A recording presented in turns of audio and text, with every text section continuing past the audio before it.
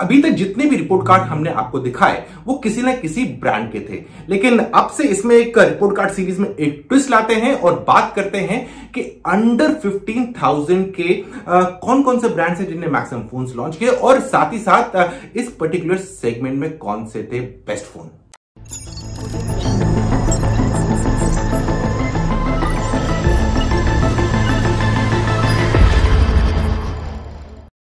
Friends, start करते हैं best phones under 15,000 का रिपोर्ट कार्ड नंबर के खेलों के साथ। लेकिन उससे पहले एक नजर डाल लेते हैं हमारे स्पॉन्सर मीडियाटेक की तरफ से एक छोटे से मैसेज पे। 5G सिर्फ स्मार्टफोन की दुनिया ही नहीं बदलेगा, बल्कि वो एंटरप्राइज इंडस्ट्री की भी दुनिया बदलेगा। 5G इनेबल करेगा एक पूरा ecosystem of smart devices and current experiences around us. 5G accelerate करेगा adoption of new generation of IoT technologies, और वो ट्रांसफॉर्म करेगा की सेक्टर्स को and drive industry and market growth to the next level. MediaTek continue to be a front runner in the global 5G domain, और हमारा 5G Dimensity series of chipset जरूर एक बहुत बड़ा गेम चेंजर साबित होगा। With our 5G Dimensity series of chipset we are working towards making 5G accessible and available to everyone. Friends, अगर numbers की ओर नजर डालें तो 2020 में अंडर 15,119 फोन यानी कि 119 फोन भारतीय मार्केट में लॉन्च हुए थे। वहीं अगर 2019 की बात कर लें उस टाइम पे 148 फोन लॉन्च हुए थे। और अब बात कर लेते हैं टॉप 3 ब्रांड्स। तो सबसे पहले नजर डाल लेते हैं 2019 के टॉप 3 ब्रांड्स पे।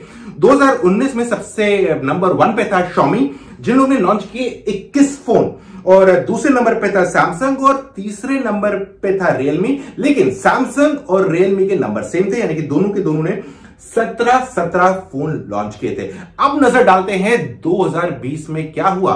2020 में टॉप ब्रांड था रियलमी, जिसने लॉन्च किए 23 फोन इस पर्टिकुलर सेगमेंट में, और वहीं Xiaomi था दूसरे नंबर पे जिसने लॉन्च किए 22 फोन, और तीसरे नंबर पे था सरप्राइज एंट्री टेक्नो मोबाइल, जिन लोगों ने लॉन्च किए 13 फोन।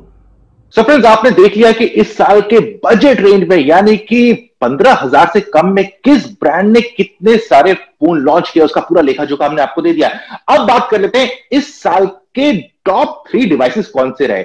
ये जो डिवाइस हमको बता रहे हैं किसी पर्टिकुलर ऑर्डर में नहीं है, लेकिन जितना भी लॉट था इसमें से हम लोग को लगता है कि ये डिवाइस अच्छे थे, क्योंकि हमने डिवाइस यूज भी किए हैं और बाकी लोगों से भी चेक किए जिन लोगों ने डिवाइस यूज किए, उनका फीडबैक भी हमने लिया है।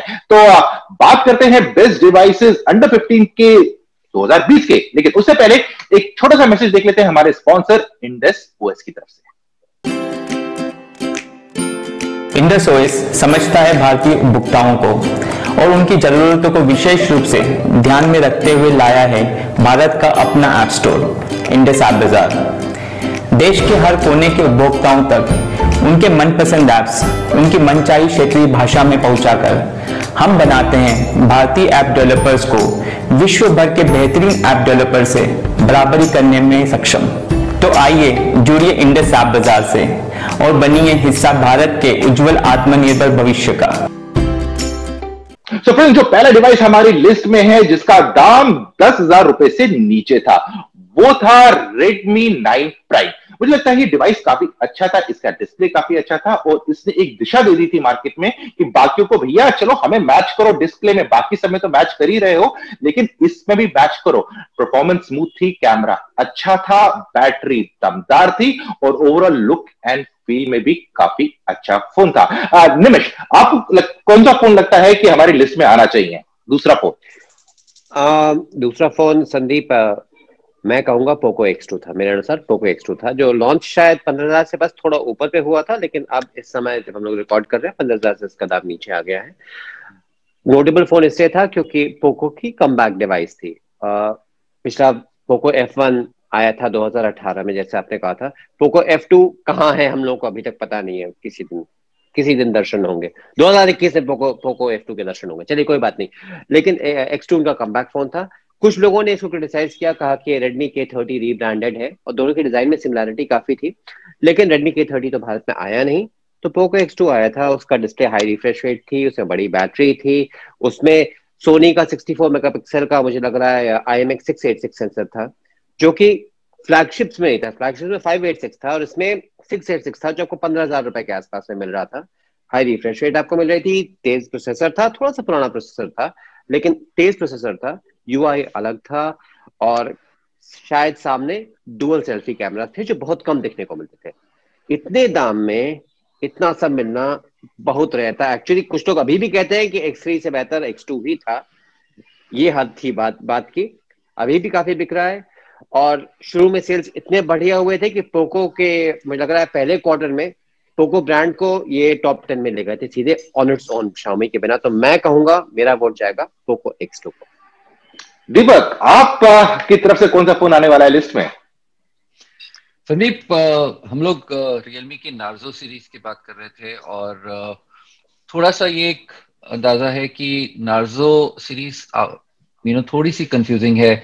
कुछ ओवरलैपिंग डिवाइसेस हैं रियलमी खुद के फोन्स में अगर आप उसको कंसिडर करें तो, लेकिन नार्जो 20 प्रो मुझे लगता है उस सीरीज का एक हाईलाइट है। और उस सीरीज का नहीं, अंडर 15,000 प्राइस रेंज की अगर बात करें तो नार्जो 20 प्रो में बहुत सारे स्पेक्स और फीचर्स कूट के रियलमी ने डाले हैं। 65 watt charging for under 15,000 rupees, मतलब सुपर फास्ट चार्जिंग। जितनी देर में हमारी डिस्कशन ये खत्म होगी फोन 50% चार्ज हो जाएगा, राइट? और बाकी सारा वेल राउंडेड फीचर्स हैं उसमें। मीडियाटेक हीलियो G95 चिपसेट जो आई थिंक काफी केपेबल चिपसेट है, जिसमें गेमिंग फीचर्स वगैरह भी हैं, but quad cameras, good screen, all of it, but value for money मुझे लगता है।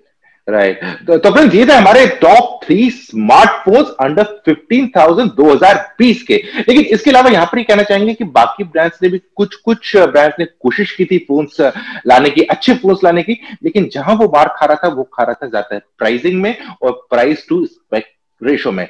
उम्मीद बहुत सारे ब्रांड से थी कि इस वाले सेगमेंट में धमाल मचाएंगे, लेकिन इस साल तो धमाल खाली रियलमी और Xiaomi ही मचा पाए इस सेगमेंट में। उम्मीद रहेगी कि अगले साल बाकी ब्रांड्स भी अपना योगदान दें और कंज्यूमर्स को और ऑप्शन मिले। बस इतना ही आज के इस वाले वीडियो में। मुझको, दीपक और निमिष को दीजिए इजाजत। जल्दी मिलते हैं एक और नए वीडियो में, तब तक के लिए अपना ख्याल रखिए।